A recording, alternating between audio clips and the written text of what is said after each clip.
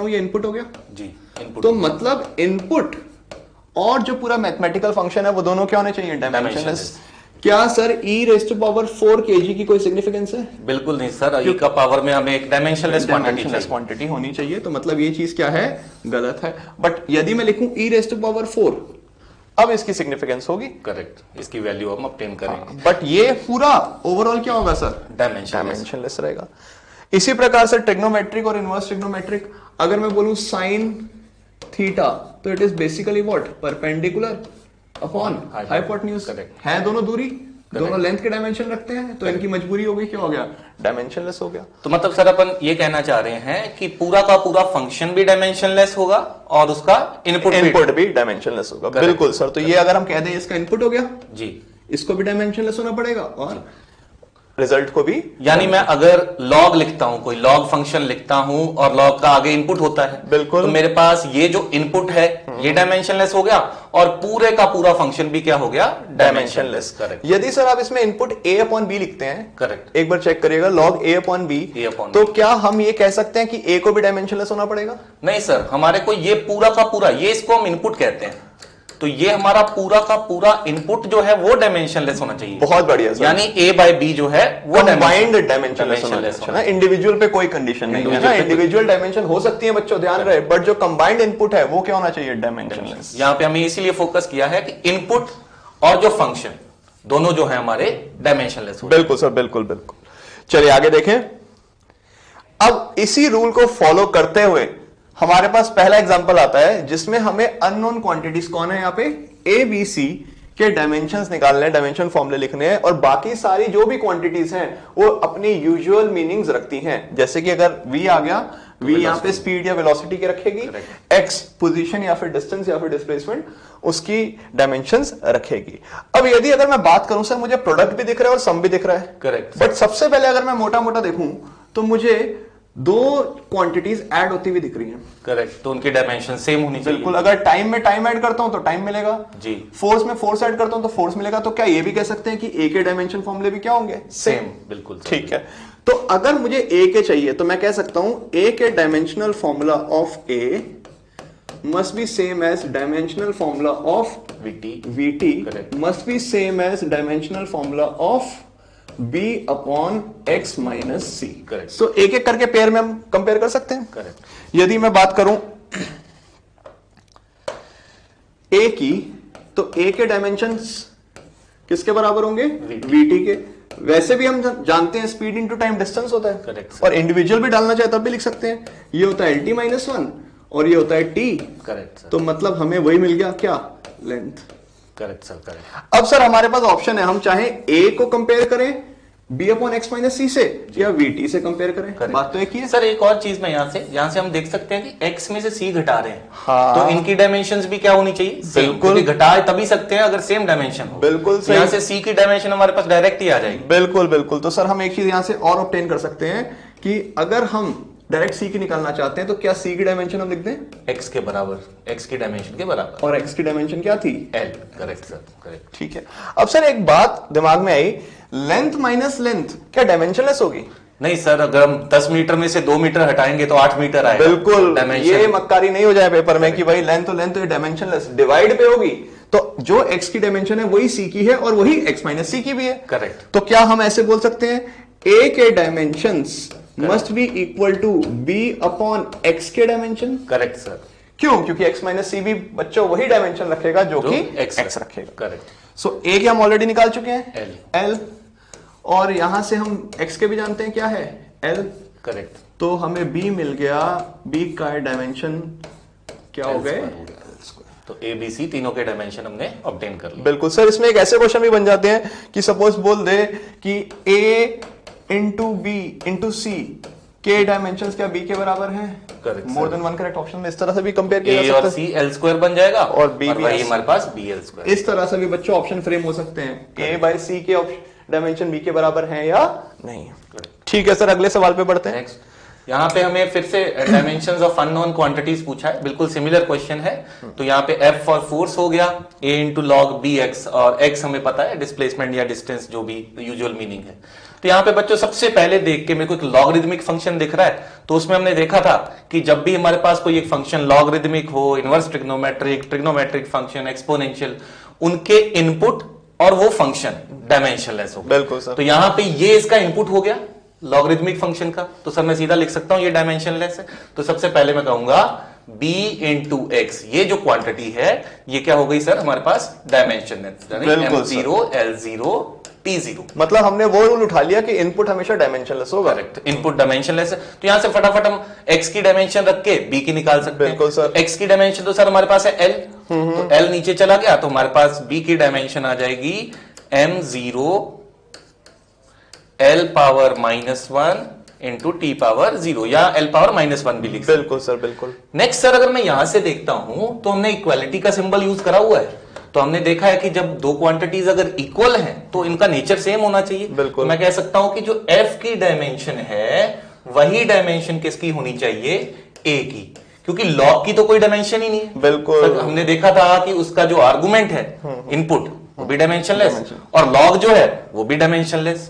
तो यहां से a की डायमेंशन किसके बराबर आ गई, f के।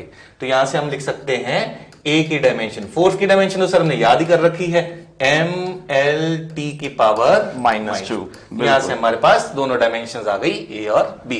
तो मतलब इस क्वेश्चन में दोनों चीजें क्लियर हो गई, इनपुट भी डायमेंशनलेस है Correct. और पूरा मैथमेटिकल फंक्शन भी क्या है, डायमेंशनलेस। Correct sir. तो मतलब बेसिकली हम कह सकते हैं force equal to a into dimensionless quantity. Correct. तो जो a के डायमेंशन है वही f के हैं। तो यहां पे जैसे हमने लिखा है सर ये डायमेंशनल फॉर्मूले की फॉर्म में लिखा है, तो हम पूरा भी लिख सकते थे इसको कि f का डायमेंशन, a का डायमेंशन और आगे log का डायमेंशन। और log का डायमेंशन हमें पता है वो क्या है, m0 l0 t0, क्योंकि वो डायमेंशनलेस क्वांटिटी। बिल्कुल सर, बिल्कुल।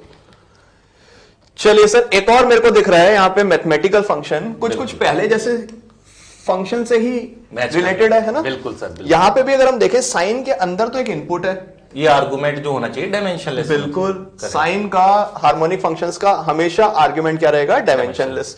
तो मैं ये तो बोल सकता हूं कि जो बीटी है करेक्ट वो डायमेंशनलेस है। अब बच्चे बोलेंगे π/6 एक कांस्टेंट है, डायमेंशनलेस होना चाहिए। तो करेक्ट, ये भी एक डायमेंशनलेस क्वांटिटी और दो डायमेंशनलेस को भी ऐड कर रहे हैं, भी डायमेंशनलेस। तो हम बोलेंगे बीटी मस्ट बी डायमेंशनलेस।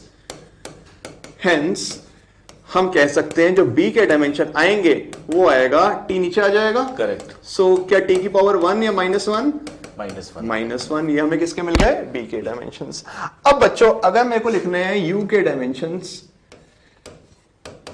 तो मैं लिख सकता हूं a के डायमेंशनल फॉर्मूला इनटू साइन का डायमेंशनल फॉर्मूला। Correct sir. जो भी हो गया बेटा, साइन बताया था दोबारा से क्या है, डायमेंशनलेस है, तो इसको हम इग्नोर कर देंगे। तो a के मैं डायरेक्ट लिख दूंगा u के, u है एनर्जी, एनर्जी यानी वर्क। Correct. और हमने याद कर रखा है वर्क का ml2 t minus. Correct. I think यहां तक क्लियर हो गई। पिछले पार्ट में लॉगरिथमिक था और यहां साइन था, कोई फर्क नहीं पड़ा बेटा, फंक्शन के रूप से नहीं घबराना। अगर यहां मैं e की पावर भी लिख देता bt प्लस π/6 करेक्ट, तब भी कोई डिफरेंस नहीं आता बेटा। चलते हैं आगे, देखते हैं।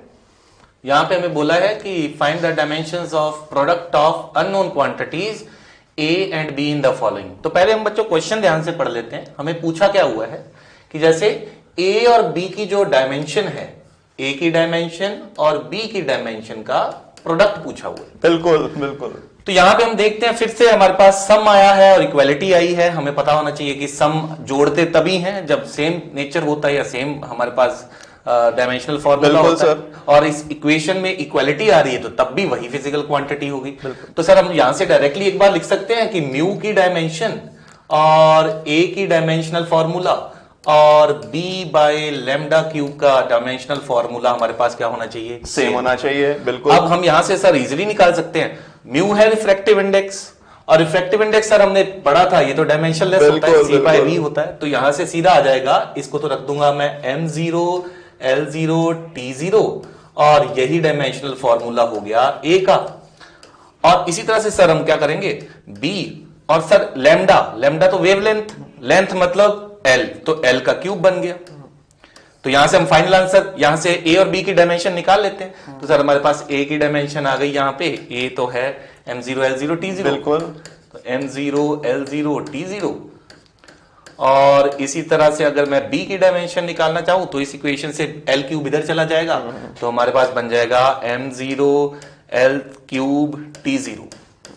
अब क्वेश्चन में हमारे से ये नहीं पूछा, क्वेश्चन में पूछा है इन दोनों का प्रोडक्ट। बिल्कुल। तो हम सर यहाँ पे प्रोडक्ट कर देते हैं, दोनों की डायमेंशन को मल्टीप्लाई, अब दोनों को मल्टीप्लाई करोगे तब भी m की पावर 0 ही रहनी है, तो ये फॉर्मूला आ जाएगा m0 L³ T0। ये हमारा जो है फाइनल आंसर हो जाएगा। सर इसको एक और तरीके से भी देख सकते हैं कि हम अगर हम बोले ये डायमेंशनलेस है तो ये भी डायमेंशनलेस होगा और ये भी होगा, तो क्या मैं ऐसा भी कह सकता हूं A डायमेंशनलेस हो गया और B बाई लैम्डा क्यूब दोनों डायमेंशनलेस है। करेक्ट। तो ये कंबाइंड भी क्या होगा, डायमेंशनलेस होगा। तो यहां से इस प्रकार भी लिख सकते हैं। और अगर हमें AB का चाहिए करेक्ट तो हम ये कर सकते हैं कि लैम्डा क्यूब इधर चला गया तो यहां से भी वही रिजल्ट आ रहा है। लिखने का तरीका अलग है बट मेथड वही है। बिल्कुल आंसर सेम आएगा हमारा। तो किसी भी मेथड से करो बच्चों, answer will always be same.